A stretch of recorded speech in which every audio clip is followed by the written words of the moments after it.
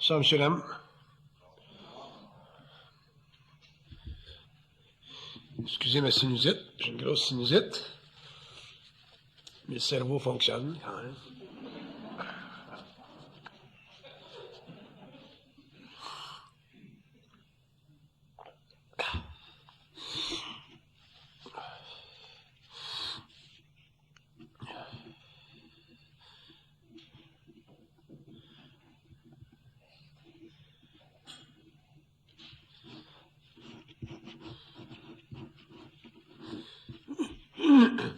Je voudrais discuter avec vous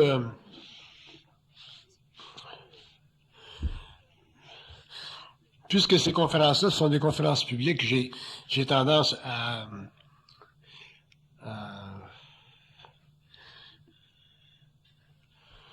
considérer en premier le public au large,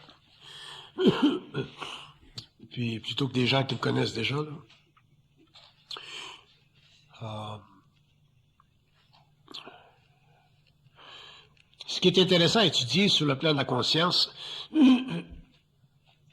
c'est ce que je pourrais appeler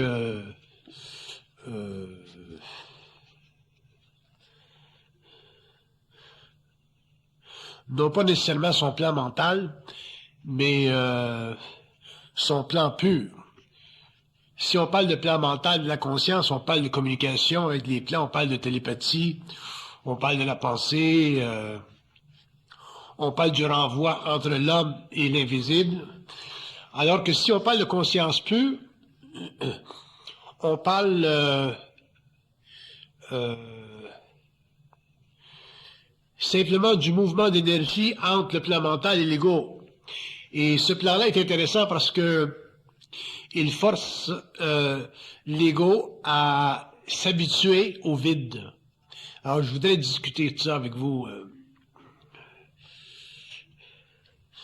Dans le cadre de la conscience supramentale, le plan de conscience pure ne peut pas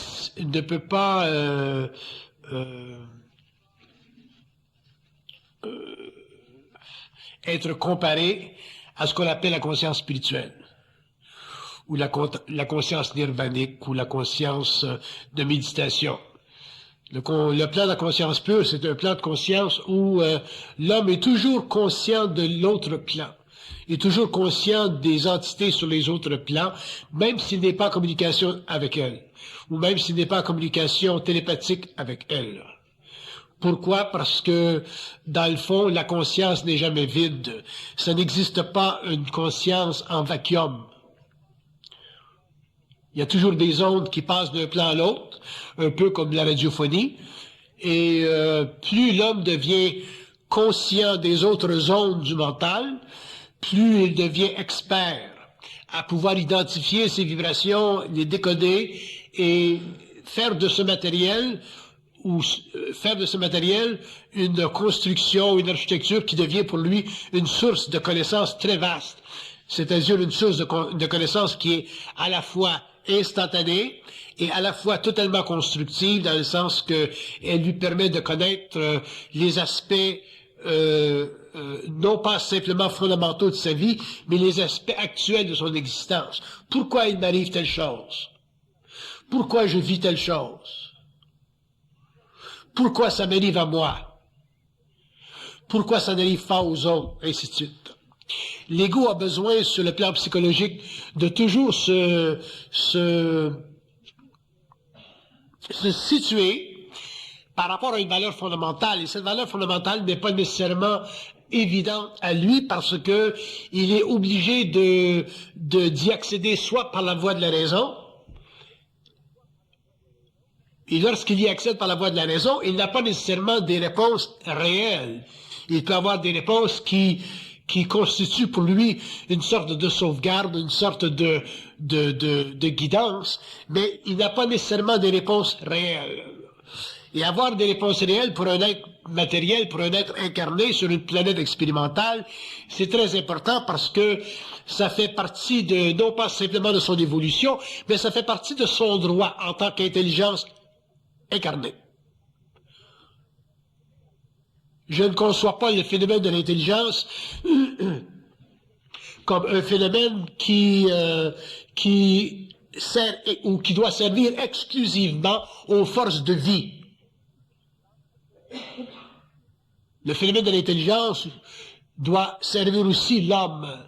Mais pour qu'il serve l'homme à tous les azimuts, l'homme doit apprendre au cours de son évolution à comprendre le phénomène de la vie en soi, c'est-à-dire la conscience pure, et aussi comprendre ce qu'on appelle en anglais le web of life, c'est-à-dire tout cet agencement extraordinairement complexe de forces qui vitalisent son ego, qui vitalise sa conscience mentale, ses émotions, sa vitalité, sa physicalité, ainsi de suite.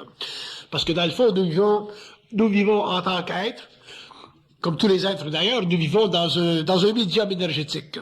Et ce médium énergétique, je lui donne le terme de web of life, en anglais, parce que c'est un terme qui décrit très bien cette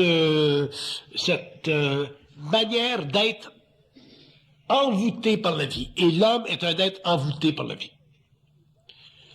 Et ce qu'on appelle de la conscience, ou ce que j'appelle la conscience, c'est un processus de développement de l'intelligence humaine qui permet éventuellement à l'homme de se désenvoûter de la vie, parce que la vie, elle est très forte, elle est très grande, elle est très complexe, et elle se manifeste à travers différentes races, différemment. Elle se manifeste à travers différentes formations intellectuelles différemment. Donc, on interprète les hommes différemment la vie selon notre appointement culturel avec ces forces de vie qui sont très profondes. Et c'est ce qui crée, sur le plan matériel, une grande différenciation psychologique entre les hommes de différentes races ou de différentes acabits culturels. Et ça fait partie de l'expérience de l'âme.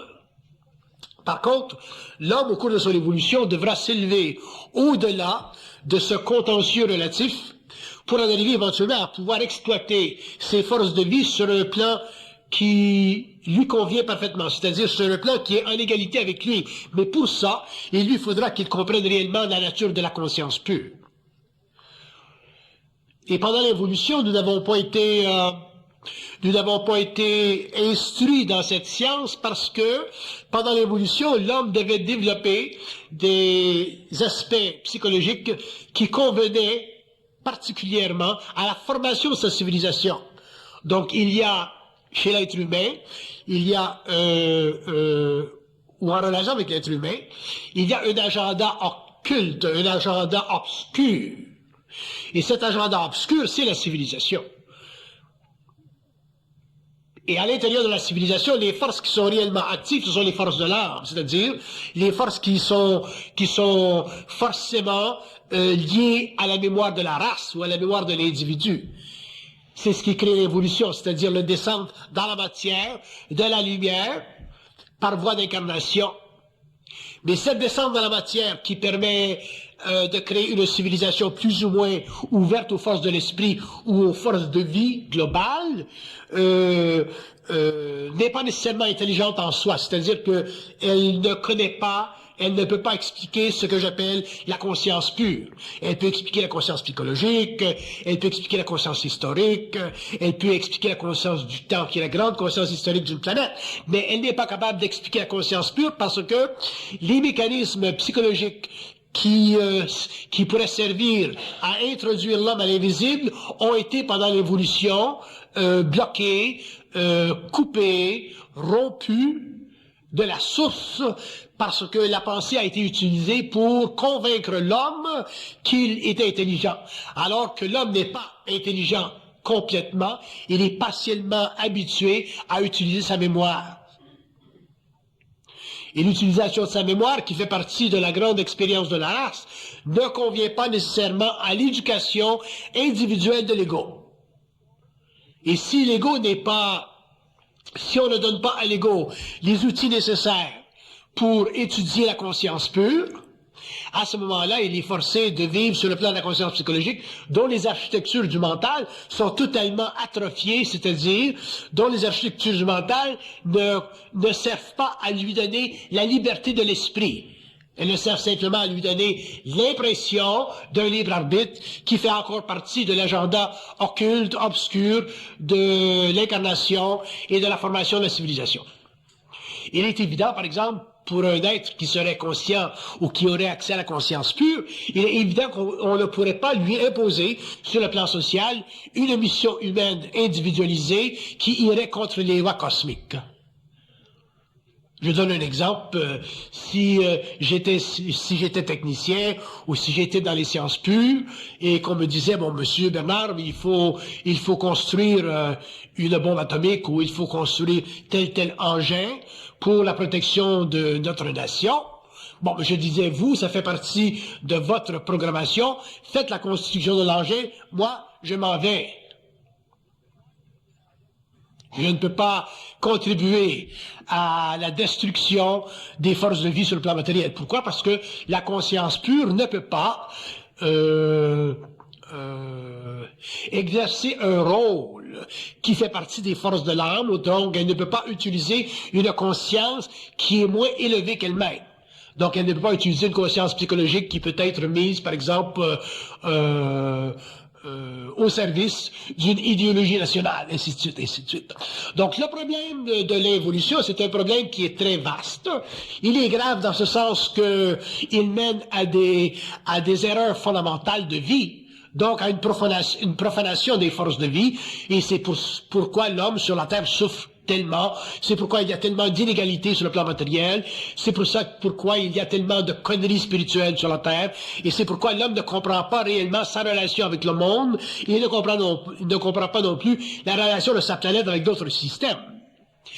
Mais par contre, à partir du moment où il entrera dans une conscience évolutive, une conscience générative, dans une conscience où l'expérience sera totalement épurée de la conscience psychologique, il aura à ce moment-là un moyen extrêmement solide, puissant, pour s'isoler psychologiquement de la conscience de la race, donc des efforts évolutifs de la civilisation, pour n'épouser que sa cause personnelle, qui sera une cause totalement créative, qui pourra se juxtaposer à la cause de l'évolution, mais sans pour cela ne pas faire obstacle aux lois cosmiques. Ça, c'est la conscience pure. L'homme n'est pas arrivé à la conscience pure. La conscience pure, ça fait partie de l'évolution. Elle se greffera à la conscience personnelle au fur et à mesure où les âmes seront suffisamment évoluées pour entreprendre ce processus très rigoureux.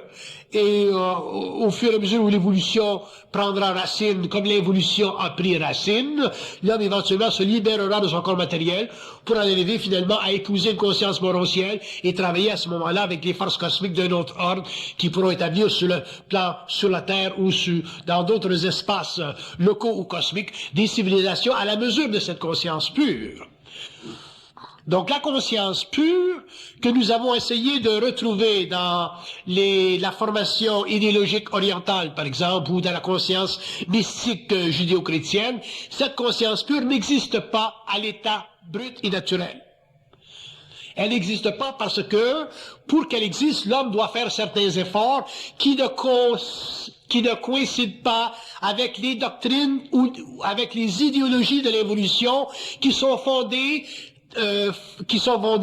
totalement sur la façon de penser. Donc, une façon de penser, qu'elle soit orientale ou qu'elle soit occidentale, à partir du moment où elle est idéologisée, c'est-à-dire à partir du moment où elle appartient à une manière de penser qui ne vient pas des plans, mais qui vient de la mémoire de la race, qui est transmise à l'homme par la culture, que ce soit la culture de l'Église, ou que ce soit la culture des sociétés secrètes, ou que ce soit la culture des systèmes orientaux. À partir du moment où une idéologie est transmise par une conscience raciale, mémorielle, elle ne peut pas amener l'homme à une conscience pure. La raison est très simple. Une conscience pure, c'est une conscience qui ne s'éteint pas. C'est-à-dire, c'est une conscience qui ne peut pas être trafiquée. C'est une conscience qui n'a pas d'âge. C'est une conscience qui n'appartient à aucun système de pensée. Et surtout, c'est une conscience qui ne peut pas être fabriquée par l'homme, instituée par l'homme et disposée par lui. Et la seule source qui puisse donner à l'homme un constat ou créer une architecture du mental qui n'est pas colorée par son ego, par sa conscience raciale ou par sa mémoire de race. C'est une conscience qui fait partie de la télépathie entre le plan mental de l'homme et les sphères auxquelles il est lié par incarnation et qu'il doit découvrir au fur et à mesure où, il se libère des forces de l'âme qui créent en lui une certaine crainte et qui l'empêchent en tant qu'ego de se déplacer facilement dans ces éthers inconnus qu'on appelle la conscience pure. Mais tant que l'homme veut ou voudra se protéger psychologiquement, se couvrir de sécurité ou se donner une fausse certitude par la voie psychologique, qu'il aura emprunté à un système oriental ou à un système occidental, il sera toujours dans l'expérience spirituelle, il sera toujours à la recherche de lui-même, et tant que l'homme est à la recherche de lui-même, il n'est pas en conscience pure. Donc tout ce tralala, tout ce fracas dont nous avons été témoins au cours des siècles, à partir de Socrate pour les Occidentaux, concernant la recherche de soi demeure et demeurera toujours un effort psychologique de l'ego, utilisant les architectures du mental inférieur pour se donner une sorte de sécurité qu'il voudra assimiler et qu'il voudra probablement comparer à une conscience pure. Mais ce n'est pas une conscience pure. Parce que dans la conscience pure, il n'y a aucun élément qui puisse juxtaposer deux mémoires, deux races ou deux individus. Donc un être qui a une conscience pure, qu'il soit aux Indes, qu'il soit en Afrique, qu'il soit à Paris, qu'il soit n'importe où sur la planète ou qu'il vienne d'un autre globe sur un plan plus éthéré, lorsqu'il est en conscience pure, il est dans un mouvement d'intelligence créative, générative, et cette intelligence générative n'appartient pas à la race. Donc, il a droit, en tant qu'être, il a droit d'investiguer les mystères. Et quand je dis qu'il a droit, je veux dire qu'il a le pouvoir de le faire. Pouvant investiguer les mystères, il peut à ce moment-là donner des ordres de grandeur ou différentes valeurs dont il a besoin dans un certain temps pour instituer pour le temps présent, des notions ou des degrés de connaissance qui puissent servir à ses collègues, à ses amis ou à une humanité ambiante. Ça, c'est la conscience pure. D'où elle vient, la conscience pure? Elle vient de nulle part qui ne soit pas de soi. Elle vient toujours de soi, mais dans des régions, dans des dimensions psychiques qui sont suffisamment élevées pour créer dans l'ego l'impression d'une infinité. Et cette impression d'infinité est à la source de la grandeur qu'a donnée à l'homme par le passé le concept de Dieu.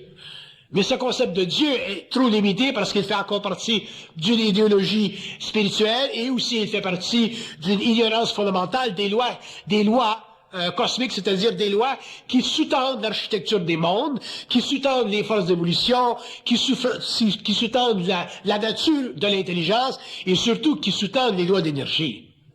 Un homme qui est à conscience pure ne peut pas traiter de la réalité en fonction d'un paramètre absolu que nous avons appelé pendant l'évolution Dieu. Parce que ce moment-là, il limite sa qualité, sa capacité de critique absolue. Et un homme qui perd la critique absolue ne peut pas avoir une conscience pure. Et à ce moment-là, il ne peut pas critiquer Dieu. Et si vous ne pouvez pas critiquer Dieu, mais vous faites simplement partie d'une humanité mémorielle qui utilise la mémoire de la race ou la culture de la race pour continuer à perpétuer le mystère de l'infinité. C'est très difficile pour un ego qui pense ou pour un ego qui est rationnel de saisir le fait de la conscience critique absolue. Si la philosophie avait pu développer une conscience critique absolue, la philosophie aujourd'hui, elle existerait en tant que puissance formatrice dans le monde. Mais elle n'existe plus, elle est disparu parce que les philosophes n'avaient pas de conscience pure, donc ils n'étaient pas capables en tant qu'égaux de générer les structures mentales nécessaires pour comprendre les mystères. Donc les philosophes les plus grands se sont assujettis à des notions morales ou à des notions spirituelles qui ont fait partie de l'incubation psychologique de l'ego au dernier moment de la grande civilisation industrielle. Mais ils n'ont pas été capables de se libérer du connu puisque eux-mêmes, en tant qu'êtres pensants, faisaient partie de la mémoire de la race et faisant ainsi partie de cette mémoire, ont été incapables de se libérer complètement des mécanismes astraux de la pensée qui ont toujours servi à créer chez l'homme sa capacité de capituler devant l'infinité. On ne capitule pas devant l'infinité. Capituler devant l'infinité, c'est capituler devant Dieu. Capituler devant Dieu, c'est capituler devant la grande spiritualité que nous nous donnons en tant qu'être mortel. On ne capitule pas devant l'infinité, on l'attaque et on l'attaque. Et quand je dis on l'attaque, je veux dire on l'épure jusqu'au moment, au cours de son évolution, où l'homme aura totalement éliminé de sa conscience les architectures évolutives de sa conscience, donc les formes de pensée qui ont constitué les bases psychologiques de la formation de sa civilisation. À partir de ce moment-là, l'homme sera un être totalement génératif, il sera totalement créatif, et il n'aura plus besoin de l'appui de la mémoire de la race pour se créer une condition spirituelle ou une certitude philosophique. Il sera totalement libre, qu'il soit blanc, jaune, noir ou quoi que ce soit, ou qu'il soit parisien ou qu'il soit japonais. Il n'aura plus besoin, en tant qu'être, de participer aux ablutions psychologiques de sa civilisation pour se donner une identité. Mais tant que l'homme ne sera pas arrivé à ce point-là, l'homme devra faire ses ablutions, l'homme devra faire courbette devant les autorités, les idéologies autoritaires de son siècle et continuer à participer à l'évolution et à ne pas pouvoir bénéficier de cette conscience pure. Donc, cette conscience pure, elle doit être développée, elle doit être expliquée. Ces structures fondamentales doivent être données à l'homme pour qu'il puisse, avec le temps, selon ses propres acabits personnels, ses propres propensités personnelles, en arriver à traiter avec cette infinité et finalement retrouver son pas, son rythme avec les forces universelles pour pouvoir, sur le plan mental, émotionnel, éthérique et vital, toujours se remettre en équilibre au fur et à mesure où il est affronté par les forces de vie, qu'elles soient planétaires ou plus subtiles.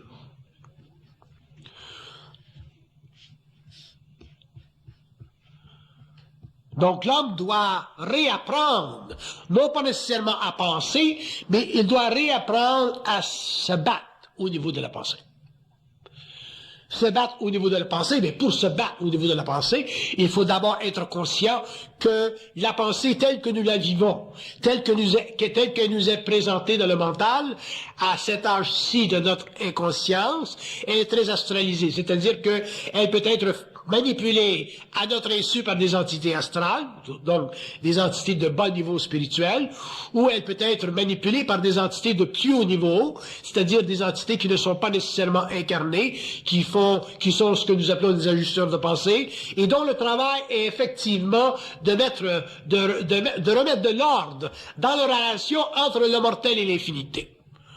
Une fois que ce travail sera fait sur le plan individuel, l'homme sera libre, il aura une conscience générative et il n'y aura plus devant lui d'obstacles idéologiques dans sa relation avec les hommes ou dans sa relation avec d'autres hommes ou d'autres civilisations sur d'autres plans de conscience. Donc, il sera prêt en tant qu'être planétaire à se libérer du karma de la race et à construire de nouveau des liens créatif avec d'autres intelligences qui aujourd'hui ne font pas partie de son expérience planétaire parce qu'il n'a pas encore suffisamment de conscience moroncière.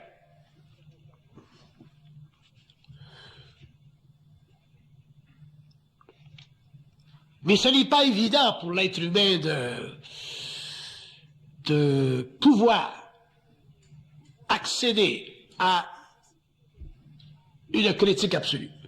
Pour lui, le concept de la critique absolue, c'est un concept qui est un peu trop éloigné de son expérience, de son expertise. Et ça, c'est une illusion. Excusez-moi. C'est une illusion, parce que près. L'homme est beaucoup plus près de son intelligence qu'il le croit. Et l'homme est beaucoup plus naturellement intelligent qu'il le croit. Mais les voiles de son intelligence sont très grands, très vastes, très subtils. Et ce sont ces subtilités qui créent l'inconscience de son ego. Pendant l'évolution, on ne lui a pas permis de parler avec les entités, parce que pendant l'évolution, lorsqu'il parlait avec les entités, on disait de lui qu'il était dans la magie noire ou qu'il était possédé par les forces de Satan. Pourquoi? Parce qu'on voulait que plutôt qu'il prête l'oreille au pouvoir spirituel temporel. Donc, en enlevant à l'homme la capacité naturelle de communiquer avec le monde des esprits, un peu comme les Indiens ou les peuples primitifs font, mais dans un âge plus éclairé, on lui a enlevé cette propensité et on lui a dit, bon, ben, toi, tu ne communiques pas avec les esprits, il faut communiquer avec nous, avec les prêtres, avec ci, avec ça. Donc, l'homme a perdu le pouvoir de la conscience interne, et il a spiritualisé cette conscience, et il est devenu, au cours des siècles, un être extrêmement ignorant, c'est-à-dire un être qui était formé, assujetti aux lois de la croyance. Et à partir du moment où un homme croit, un homme, il n'est pas dans une conscience pure. La croyance est inexistante dans la croyance pure, dans la conscience pure. Un homme qui est en conscience pure ne peut pas croire. Pourquoi? Parce qu'il ne peut pas être dominé. Donc, croire, c'est être dominé. Et ce n'est pas évident pour l'homme de réaliser que la croyance est sœur de la domination, parce que tant qu'on est dans l'ignorance, tant qu'on n'est pas libre dans le mental, on ne peut pas faire la différenciation entre la réalité créative de notre propre mental et la réalité mécanique, mémorielle, dominatrice d'une force civilisatrice telle que la civilisation, ou telle que le système philosophique, ou telle que l'idéologie. Donc l'homme aura, au cours de son évolution, à s'habituer à développer une critique absolue, et pour ça, il devra prendre conscience petit à petit, à son propre rythme, des lois fondamentales de la télépathie. Donc, on a déjà donné un aspect à ces lois fondamentales de la télépathie. On a déjà dit que l'homme pense qu'il pense. À partir du moment où il réalise ceci, qu'il pense, il peut commencer lentement à se pratiquer, à expérimenter avec l'illusion de cette pensée personnelle. Éventuellement, il entre lentement dans une forme de dialogue, et en entrant dans une forme de dialogue, le je est remplacé par le tu. Lorsque le je est suffisamment remplacé par le tu, il atteint un niveau de conscience qui est encore limité, qui est encore spirituel, qui est encore naïf, qui est encore charmé, qui est encore même en voie d'illusion ou en forme d'illusion. Mais au moins, il commence à prendre conscience de la télépathie intérieure. Et graduellement, il peut en arriver à réaliser que ce que nous avons appelé pendant l'évolution la voie intérieure, c'est plus que simplement une réflexion de conscience. La voie intérieure est un chemin qui amène éventuellement l'ego à se battre ou à combattre les forces qui sont sur le plan mental ou qui sont sur le plan astral et qui, pendant l'évolution, ont utilisé sa conscience mortelle pour créer l'illusion du moi ou l'illusion du je.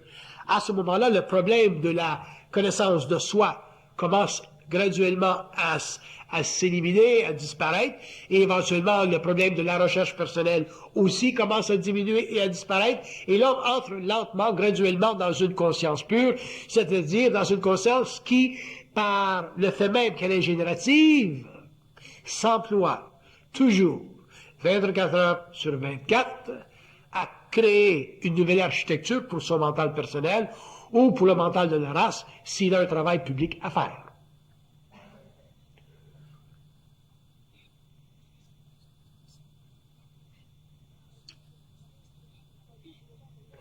À partir du moment où l'homme va commencer à se libérer de la notion de recherche de soi, il va commencer à couper les fils avec l'évolution. Parce que la recherche de soi fait partie de l'évolution. L'homme n'a pas à se chercher, il est là, présent en lui-même, sur un autre plan. Il est total sur un autre plan. Ce qui n'est pas total, c'est sa relation avec l'autre plan. Ce n'est pas lui-même. Lui, en tant qu'homme, il est total. Quand on fait des expertises de télépathie, dans des cours particuliers avec des individus, on s'aperçoit que, hop, voilà, que l'individu est capable de lui donner des réponses qui ne font pas partie de l'ego, des réponses qui ne font pas partie de la mémoire de la race. Donc, si l'individu a accès à des réponses qui ne font pas partie de la mémoire de la race, donc à ce moment-là, il est déjà total. Donc, il n'a pas besoin de faire de recherche de soi. Il a simplement à s'habituer à sa nouvelle conscience de soi. Une fois qu'il est très habitué à sa nouvelle conscience de soi, il est en conscience pure, et à ce moment-là, le problème de l'évolution est réglé pour lui. Il ne fait plus partie de la conscience de la race de l'évolution. Il est totalement individualisé, et à ce moment-là, il a simplement qu'à attendre le moment où il va mourir pour passer à une conscience morontielle et finalement éliminer de son expérience la conscience astrale qui l'a ramené par le passé au monde de la mort.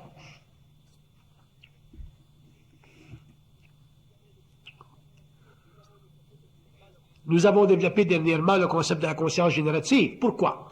Pour finalement donner à l'homme la conscience d'un outil important dans son expérience psychologique. Une conscience générative, c'est une conscience qui est toujours en puissance. Elle ne vient de rien, elle n'est fondée sur rien autre que sa propre lumière. Donc, un homme qui a une conscience générative, sa puissance créative, elle est fondée sur sa propre lumière. Elle ne s'attend de rien, elle ne vient de rien, elle n'épouse rien. Elle peut créer la forme et la détruire, dépendant du travail qu'il a besoin de faire pour l'évolution des consciences périphériques.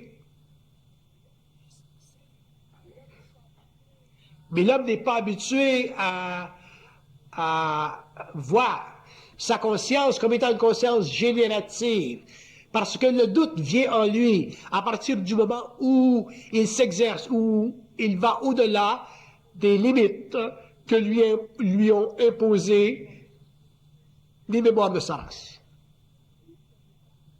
Si vous n'aviez pas de mémoire raciale, si vous n'aviez pas été acculturé à l'oriental ou à l'occidental, vous n'auriez pas de doute dans le mental, parce qu'il n'y aurait pas de mémoire qui se soulèverait dans votre conscience à partir du moment où vous seriez en voie de vous exécuter générativement.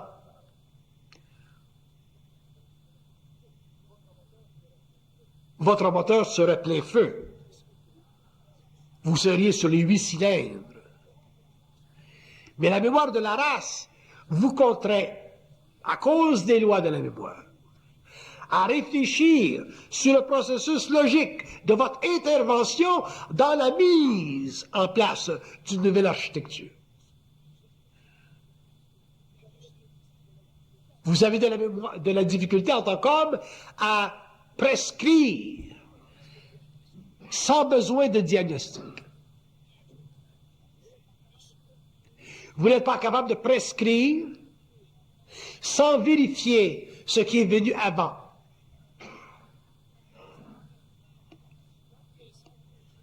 Et comme vous n'êtes pas capable de prescrire sans diagnostiquer ce qui est venu avant, lorsque vous vérifiez ce qui est venu avant, c'est-à-dire lorsque vous vous plongez dans les mémoires de la race ou lorsque la mémoire vous vient à l'esprit, cette mémoire est suffisamment puissante, surtout si vous êtes des êtres très spirituels ou si vous avez du doute ou si vous avez été pendant très longtemps acculturé dans un système quelconque, vous avez dans la mémoire à traiter de votre devenir mental, c'est-à-dire de votre architecture mentale, de votre énergie mentale, de façon absolue.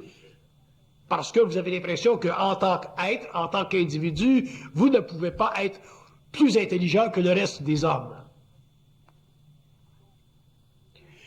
Donc, vous aurez tendance à dire, ben, qui suis-je, moi, pour contester ce que les églises ont établi, pour contester ce que les systèmes ont pensé. Qui suis-je, moi? Et tant que l'homme sera dans cette situation où il sera obligé, pour des raisons de mémoire, de dire qui suis-je, moi? Il ne pourra pas mettre le pied devant lui-même, il ne pourra pas mettre le pied dans cette conscience pure, et il ne pourra pas finalement vérifier qu'effectivement, il a une critique absolue dans la mesure où il n'est pas assujetti aux lois de la croyance.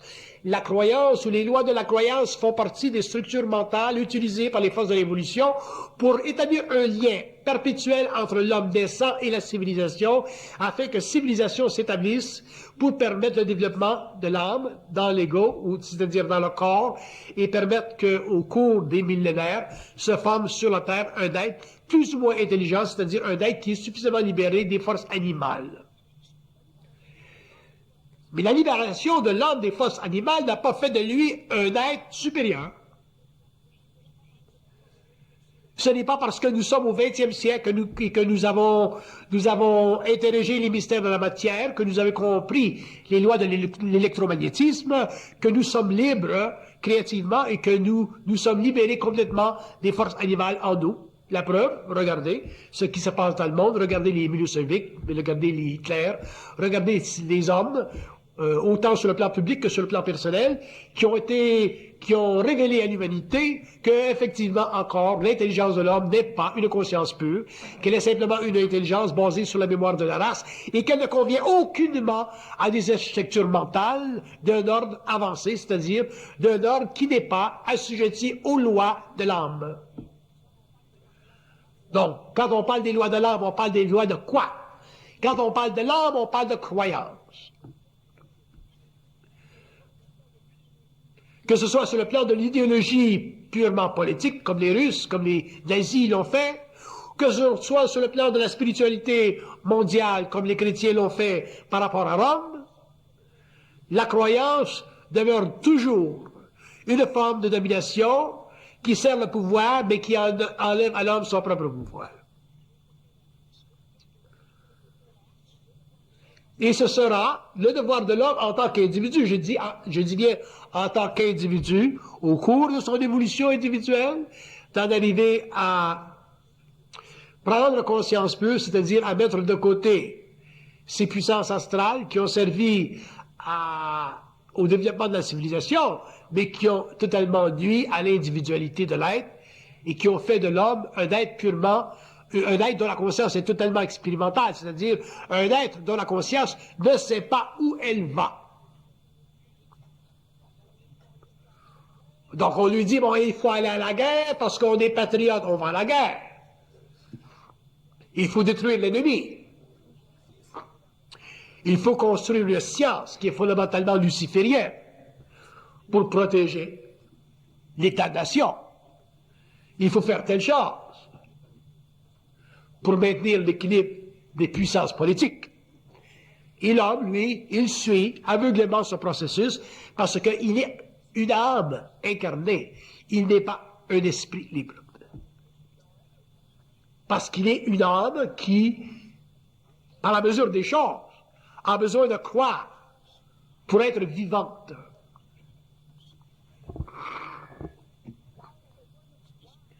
L'âme a besoin de croire pour se sentir vivante.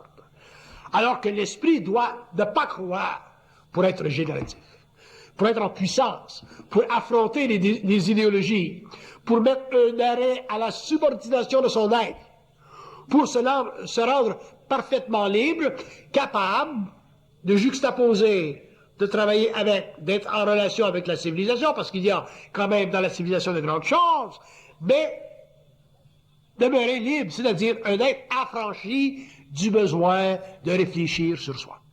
Donc, ultimement, de se chercher. Si vous regardez vos expériences psychologiques, vos expériences scolaires, vos expériences d'experts, vos expériences travaillistes au cours des dernières années, vous allez voir qu'à partir du moment où vous étiez jeune, vous êtes allé en médecine, vous êtes allé dans l'éducation, vous êtes allé en mission, vous êtes allé en politique. Pourquoi? Pour vous donner une identité.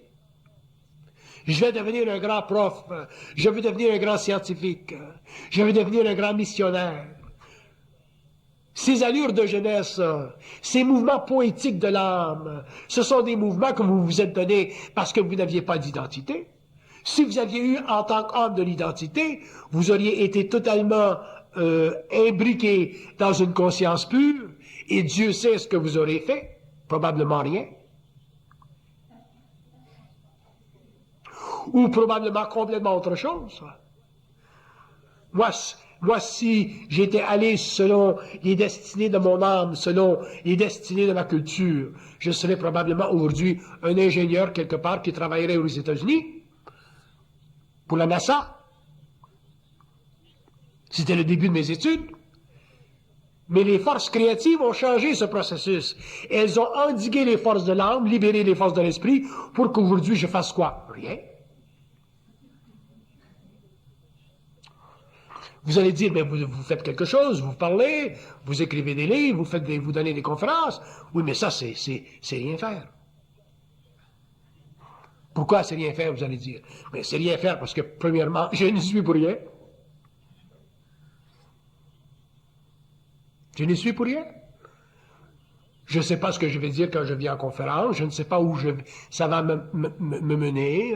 Je découvre aux mêmes minutes que vous ce qui est dit. Donc, j'y suis pour quoi? J'y suis pour rien.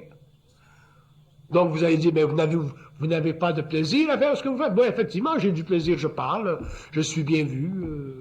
On dit, ah, il est grand ce bonhomme-là. Ah, j'aimerais être comme lui. Mais ça, ce sont vos illusions à vous autres. C'est pas la mienne. Donc, la conscience générative, elle y est pour rien. Pourquoi? Parce que l'homme n'a pas besoin de s'identifier à quoi que ce soit. Il est dans son identité. Alors que l'homme de l'évolution a besoin de s'identifier à quelque chose pour être. Et ça fait partie de sa souffrance, ça fait partie de son plaisir temporel, ça fait partie de son succès de vie, ça fait partie de ses relations sociales, ça fait partie de l'expérience d'âme, et je n'ai rien contre ça. C'est merveilleux, un grand éducateur, c'est merveilleux, un grand philosophe, c'est merveilleux, un grand médecin, un grand missionnaire, c'est merveilleux. Tout de l'évolution qui est positif et créatif, c'est merveilleux, mais ce n'est pas la fin de l'évolution de l'âme. Ce n'est pas la fin, c'est le début. C'est le début. C'est pas parce que vous êtes grand médecin ou grand éducateur que vous avez fini, que votre vie est finie, au contraire. Vous allez arriver à 40, 45 ans et vous allez dire, ah, moi j'en ai ras-le-bol du boulot, hein. Ça va mal dans la médecine, elle est socialisée, la médecine, elle n'est plus comme je l'ai pensé quand j'étais jeune. Je suis éducateur, mais ce n'est plus le plaisir que j'avais quand j'étais jeune. Il n'y a plus d'autorité dans l'éducation. On est traité comme des parias. Donc j'en ai marre, moi, d'être un éducateur. Donc si vous ne savez pas comment traiter avec le malaise de votre déformation psychologique, vous serez des êtres malheureux à 40, 50, 60 ans, 70 ans. Vous direz, ah, mais j'ai raté ma vie, c'est la faute de la société. C'est jamais la faute de la société. Ça fait partie des lois de l'évolution. Donc, si on sait que ça fait partie des lois de l'évolution, on ne blâme personne. Par contre, il faut connaître les lois de l'évolution. Si on connaît les lois de l'évolution, on s'extirpe de ce malaise existentiel qui a fait partie des grands tableaux de Sartre, qui a fait partie des grands tableaux des philosophes, qui a fait partie des grands tableaux des écrivains, des poètes, des peintres. On s'extirpe de ce malaise qui est simplement une illusion formée par les forces de l'âme qui croient qu'en étant un bon médecin, bon éducateur, bon missionnaire, on a rempli la volonté de Dieu. Alors que c'est Dieu qui nous a mis dans la merde. Parce que ça fait partie des forces infinies qui, dans leur relation avec un ego ignorant, l'amènent à vivre une vie souvent opprobre, ou une vie souvent au propre, mais qui est dans le fond un peu sale.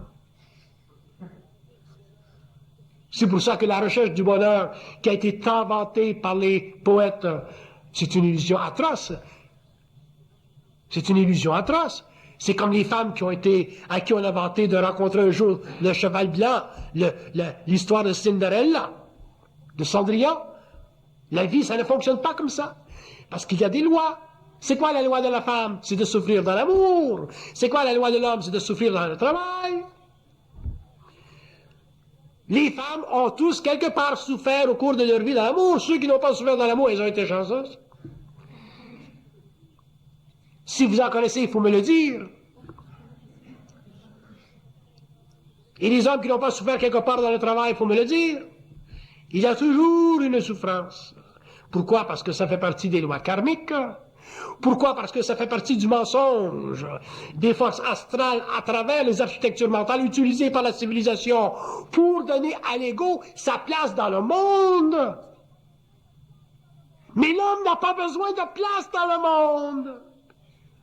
S'il a une conscience pure, il a besoin d'une place dans le monde s'il n'a pas de conscience pure parce qu'il doit dire où est-ce que je vais, qu'est-ce que je fais. Qu'ai-je besoin de faire pour me reconnaître comme étant un être valorisé? Donc on dit, bon ben, tu travailles comme médecin, tu fais comme moi, j'étais médecin, tu deviens médecin, mais papa, je ne veux pas être médecin. Je veux faire de la sculpture. Ah mais mon fils, tu vas pas faire de la sculpture, tu vas pas me faire chier, hein? Papa, je veux faire de la sculpture. Donc l'homme ne peut pas se placer dans le monde comme il veut. Il y a toujours une autorité au-dessus de lui qui fait le dessin. Parce que lui, il est sans dessin. Donc ces habitudes qui font partie de l'évolution, l'homme en tant qu'individu devra au cours des âges, au cours de son propre âge, au cours de son juvénat personnel, il devra finalement en arriver à constater qu'il est de par nature intelligent, mais il y a des voiles. S'il fait l'erreur de croire qu'il est intelligent avant le temps, il est foutu. Vous ne pouvez pas vous permettre d'être intelligent avant le temps. Donc, vous ne pouvez pas vous permettre de croire que vous êtes intelligent.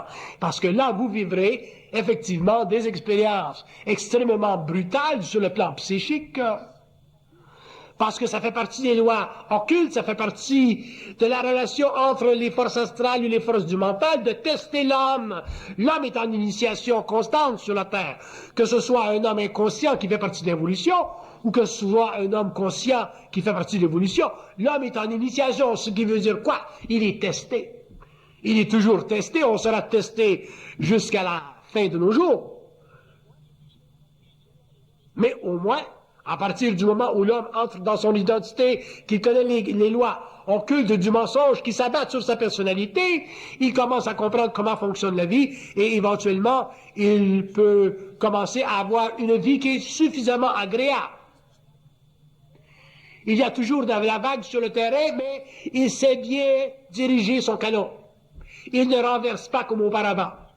Alors qu'auparavant, il traversait constamment et il avait toujours la tête dans l'eau. Donc, quelle est la chose la plus importante pour l'homme du 20e siècle, pour l'homme du 21e siècle, pour l'homme du 22, 23, 24, 25e siècle? C'est la reconnaissance qu'il est fait, non pas simplement de chair et d'âme, mais qu'il est fait d'esprit. Et aussi la reconnaissance que l'esprit est une énergie qui ne peut pas être manipulée par l'ego. C'est une puissance générative. Ce n'est pas simplement une puissance créative, elle est générative, cette puissance. Elle ne fait pas partie de l'homme, elle est dans l'homme. Elle est en équilibre, plus ou moins stable, avec les forces de l'âme. Elle conteste constamment la mémoire de la race. Un homme qui a une conscience générative est toujours en lutte avec des formes qu'il surveille. Toujours. Les femmes qui viennent vers lui dans le mental de sa conscience personnelle, ou des femmes qui viennent vers lui à travers la presse, la télévision, ou les systèmes d'informatique dans le monde, il est toujours en voie de regarder, en voie d'évaluer. Et qui juge, qui a la conscience critique absolue? C'est lui. Il ne veut pas frapper chez quelqu'un à l'université et dire, mais qu'est-ce que vous pensez, monsieur, de ça? Qu'est-ce que vous pensez de la guerre au Kosovo? Qu'est-ce que vous pensez du fait qu'on m'a demandé d'aller dans les armées? Il ne va pas chez quelqu'un pour demander l'approbation ou l'information. Il ne va pas chez quelqu'un pour demander de l'aide, pour comprendre son existence. Il la comprend de lui-même parce qu'il est capable d'avoir une critique absolue en ce qui concerne les moyens, les mécanismes de croyance qui se sont abattus sur sa conscience mortelle pendant les quelques années où il a vécu dans la matière. Mais déjà contester la forme dans une civilisation qui nous imbrique, déjà contester la forme pour un Russe qui vit en Union soviétique, déjà contester la forme pour un Allemand qui vit sous l'emprise de la botte nazie, déjà contester la forme pour un Américain qui vit sous l'emprise du capitalisme matériel, déjà pour contester la forme pour un Oriental qui vit sous l'emprise de Vishnu. C'est un travail de tous les jours. C'est un travail de tous les jours. Parce qu'il y a toujours des forces astrales qui viennent ou qui s'abattent sur l'homme, parce que l'homme est constamment vampirisé, parce que l'homme vit dans un médium que j'appelle une conscience expérimentale. La conscience de la Terre n'est pas une conscience pure, c'est une conscience expérimentale. Et elle sert à quoi? À l'évolution de l'âme et non pas à l'évolution de l'esprit. L'esprit n'a pas besoin d'évoluer, il est intégral, il est lumière. L'âme a besoin d'évoluer parce qu'elle est relative à la mémoire de la race. Elle se construit un abri à l'intérieur des formes qui, pendant l'évolution, ont constitué pour la civilisation une architecture quelconque à l'intérieur de laquelle ou en relation avec laquelle elle travaille. Donc l'esprit n'a pas besoin d'évoluer. Il est intact. Il est toujours intact. Mais l'âme, elle n'est pas intacte. Elle n'est jamais intacte. Elle ne sera jamais intacte parce qu'elle est toujours attaquée. Pourquoi ça ne s'attaque pas de l'esprit? Parce que de l'esprit, ça n'existe pas dans la forme. Alors que l'âme, ça existe dans la forme. Faites de la communication télépathique avec les âmes désincarnées. Vous verrez, on vous dira, si vous leur demandez, sur quel plan vous êtes? Quel habit portez-vous? Comment êtes-vous habillé? Ah ben, j'ai les mêmes vêtements que j'avais lorsque je suis mort. Lorsque vous étiez mort, vous étiez quoi? J'étais jésuite. Alors vous portez encore l'habit du jésuite? On dira oui, je porte encore l'habit du jésuite. Ici, si vous êtes sur le plan astral et que vous portez l'habit du jésuite, il est évident que vous avez encore l'habitude de jésuite. Donc l'âme ne peut pas se libérer de la mémoire qui a servi pendant l'évolution à lui créer un habitacle. Alors que l'esprit, lui, il est libre. Il n'appartient pas à l'ego. Il fait partie des données fondamentales de l'énergie. Et un jour, l'homme découvrira que les lois de l'énergie, la nature de l'énergie, les espaces qui contiennent l'énergie, et aussi le temps qui est la limite de l'énergie, sont des éléments, des paramètres qui constituent, sur le plan de l'architecture du mental, le début de la compréhension de ce que nous appelons les forces de Dieu. Mais il y a une différence entre les forces de Dieu et Dieu. Quand on parle des forces de Dieu, qu'on dise, bon, M. Bernard, il y a les forces de Dieu. J'ai pas de problème avec le concept des forces de Dieu, parce que ça veut dire les forces de l'infinité, les forces des systèmes qui structurent les mondes, qui structurent le mental, qui structurent la pensée et qui donnent à l'homme ce que nous appelons la conscience. Mais si on parle de Dieu, là j'ai un problème, parce que je ne peux pas, en tant que conscience pure, vivre temporellement ou éternellement sous l'autorité d'une entité qui me dominerait infiniment.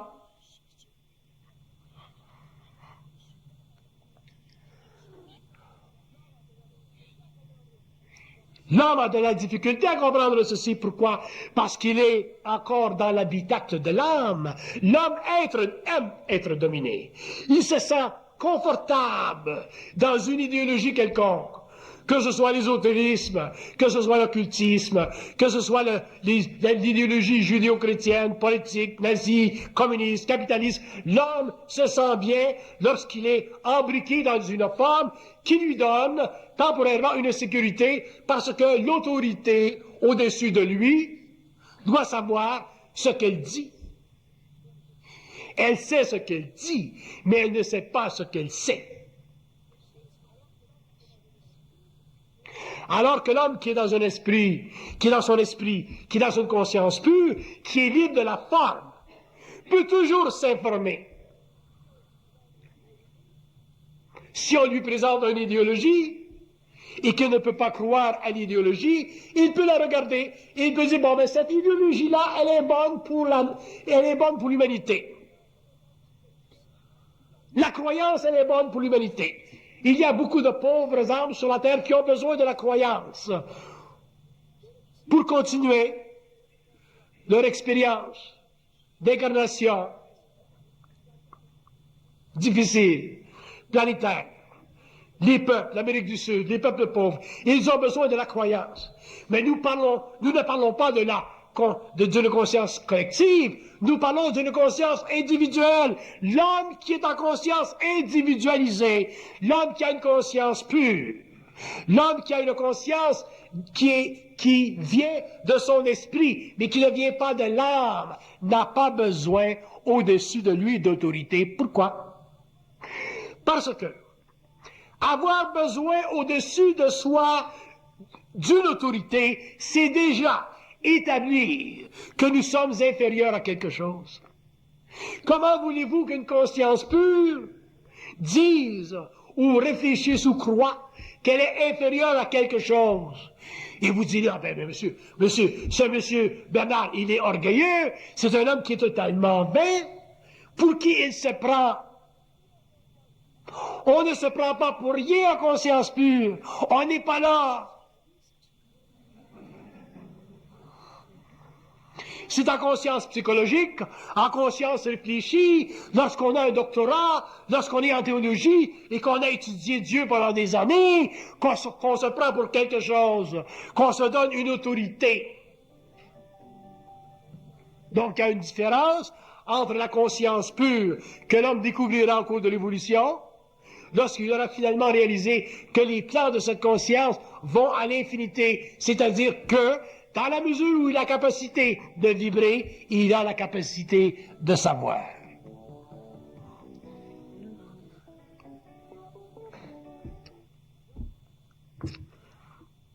Question? C'est bien, pas de question.